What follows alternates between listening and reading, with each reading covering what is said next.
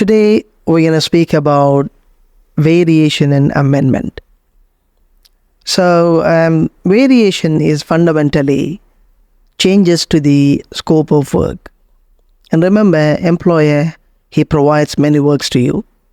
So, many work. So, you will execute them, and time to time, he wants to change something. So, he will issue through EI or maybe variation order, something like that. He will ask you to change that. So what you're going to do? You're going to go and do that one. And when you do such a thing, we call them as a variation. So fundamental scope of work of your original contract going to be changed. But how are you going to formalize them? The meaning of amendment, it will come to this place when we speak about formalizing a variation. Most of the time, the contract will be changed by amendment.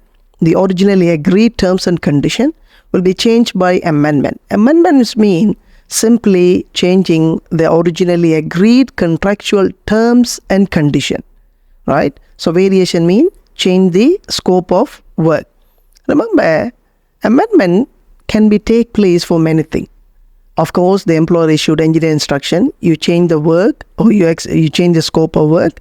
Because of that change, your original contract amount is going to be changed. So that will come to the place where you will change your contract amount, and that will change the terms and condition. Not only that, but also many other changes may occur. For example, employer wants to change the payment terms. It was 60 days previously. Now he is going to reduce it to 45 days. So he is going to come and change that terms and condition of the contract by having another amendments to the contract. He's going to prepare another couple of sheet. In that, they are going to mention, we are changing clause number 15.1 by so-and-so date. This date will be referred as 45 days. So do you think that both changes are same?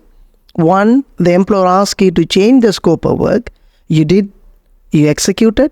Now that will come and change the contract. And some other situation, he wants to change the terms and condition. Only. It's not going to change your scope of work. So do you think that both of them are same? No. That's why variation mean only changes to the scope of work, where amendment mean, of course, that's going to change the terms and condition of the contract. And remember, all the variations will end up in an amendment, but not all the amendments are variation too. Because I change the payment terms from 60 days to 45 days. It's not changing my scope of work, but it's changing my terms and condition. So I'm amending the contract, but I'm not issuing variation to you. So most of the time, the variation will be issued through EI.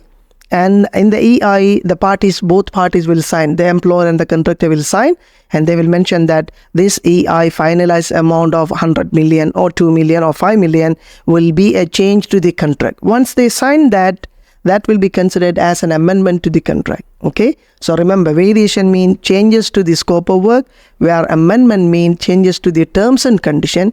And all the variations are amendment, but not all the amendments are variation. Thank you.